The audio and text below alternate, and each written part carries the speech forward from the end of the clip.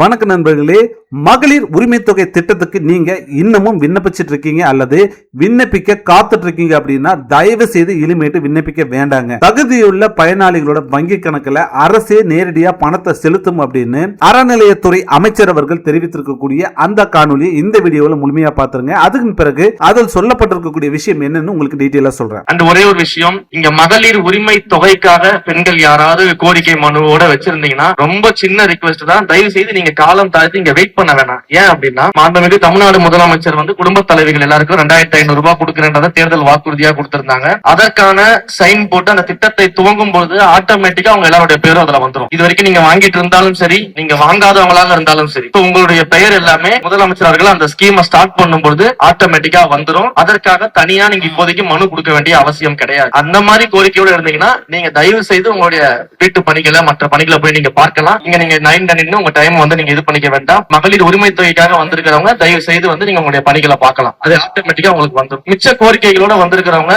ஒவ்வொருத்தரா கூப்பிடுவாங்க. நீங்க உங்க கோரிக்கையை கொடுங்க, நிச்சயமாக அதன் மீது நடவடிக்கை எடுக்கப்படும். சரி, நீங்க பார்த்த இந்த வீடியோல அமைச்சர் என்ன சொல்லியிருக்காருன்னு பாத்தீங்கன்னா, மகளிர் உரிமை தொகை திட்டத்துக்கு இனிமேட்டு யாரும் புதிய விண்ணப்பங்கள் போட வேண்டாம். அதாவது ஏற்கனவே இருக்கக்கூடிய டேட்டாவை பயன்படுத்தி, அதாவது தமிழக அரசு மகளிர் உரிமை தொகை குறித்து அப்டேட்டை கொடுக்கும்போது அந்த அப்டேட்ல தெளிவா சொல்லிடுவாங்க. என்ன சொல்ல போறாங்க அப்படின்னா, மகளிர் உரிமை தொகை திட்டத்துக்கு நீங்க இனிமேட்டு அப்ளை பண்ண தேவையில்லை. தகுதியான பயனாளிகள் யாரா இருந்தாலும் அவர்களுடைய வங்கி கணக்குல நேரடியா பணமானது வரவு வைக்கப்படும் அப்படின்னு தெளிவா சொல்லிட்டாருங்க. எல்லாருக்கும் 1000 ரூபாய் பணம் கிடைக்குமா கிடைக்காதா அப்படிங்கிற கேள்விக்கும் பதில் சொல்லிடுறேன். கண்டிப்பா எல்லாருக்கும் 1000 ரூபாய் பணம் கிடைக்கும்னு உறுதியான தகவல் எதுவுமே இதுவரைக்கும் சொல்ல கிடையாது.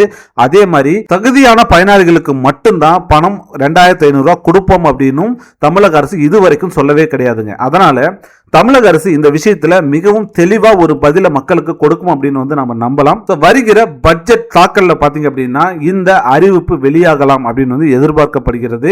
மகளிர் உரிமை தொகை திட்டத்துல எப்போது பணம் வழங்கப்படும்னு முதலமைச்சர் திரு சி ஜோசப் விஜய் அவர்கள் தெளிவா சொல்ல போறாரு. அந்த அறிவிப்புல மக்கள் எதிர்பார்க்கக்கூடிய அந்த ஒரு விஷயம் கண்டிப்பா இருக்கும் நம்பலாம். மக்கள் எதிர்பார்க்கக்கூடிய ஒரு முக்கியமான அந்த வேண்டுகோள் என்ன அப்படின்னா, தமிழக அரசு தமிழகத்தில் இருக்கக்கூடிய அனைத்து குடும்ப தலைவிகளுக்கும் 2500 ரூபாய் பணமானது மாதம் உதவித்தொகையாக வழங்க வேண்டும் அப்படின்னு மக்கள் எதிர்பார்க்கிறாங்க. மக்களின் இந்த எதிர்பார்ப்பை தமிழக அரசு செய்யுமா செய்யாதா அப்படிங்கிறது வரப்போட இன்னும் சில நாட்கள்ல அது நமக்கு தெரிய வந்துடும். தமிழக அரசு அபிஷியலா மாண்புமிகு தமிழக முதலமைச்சர் திரு சி ஜோசப் விஜய் அவர்கள் தான் தெரிவிப்பார் அப்படின்னு எல்லாருமே சொல்லியிருக்காங்க.